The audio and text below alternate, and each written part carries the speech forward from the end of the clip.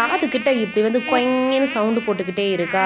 எவ்வளோ தான் மருந்து அடித்தாலும் எவ்வளோ தான் கதவை க்ளோஸ் பண்ணி வச்சாலும் கதவோட ஜன்னலோட சின்ன சின்ன இடுக்கில் கூட புகுந்து புகுந்து ஓடி வந்துடுதா.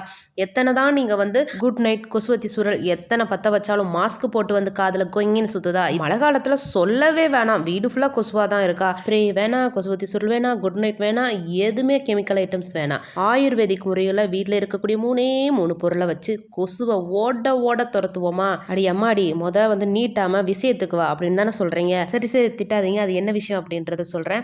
ஃபஸ்ட்டு ஒரு பவுல் எடுத்துக்கோங்க.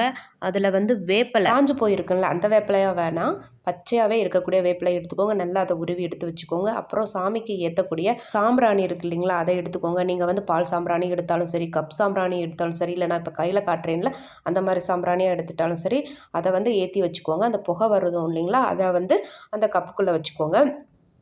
அதுக்கு மேலே நம்ம உருவி வச்சுக்கக்கூடிய வேப்பிலையை போட்டுக்கோங்க. அப்படியே புகை வரும். அந்த புகையை வந்து எந்த இடத்துல அதிகமாக, எந்த ரூமில் உங்களுக்கு அதிகமாக கொசு இருக்கோ அந்த ரூமில் வைங்க. கண்டிப்பாக கொசு மூட்டை முடிச்ச கட்டிக்கிட்டு விடுங்கடா சாமி அப்படின்னு சொல்லிட்டு ஓடியே போகும். இதை ட்ரை பண்ணி பாருங்கள். அது மட்டும் இல்லாமல் இது ஹெல்த்தி கூட. குழந்தைங்க இருக்கிற வீட்டில் கூட இதை வந்து நீங்கள் பயன்படுத்தலாம். இது வந்து கெமிக்கல் கிடையாது, நம்மளோட வீட்டில் யூஸ் பண்ணுற பொருளை வச்சே வந்து நம்ம செய்கிறது. கண்டிப்பாக ரிசல்ட் இருக்குங்க. ட்ரை பண்ணி பாருங்கள். இதை விட சூப்பரான ஒரு வீடியோவில் அடுத்து பார்க்கலாமா? ஓகே, நன்றி, பாய்.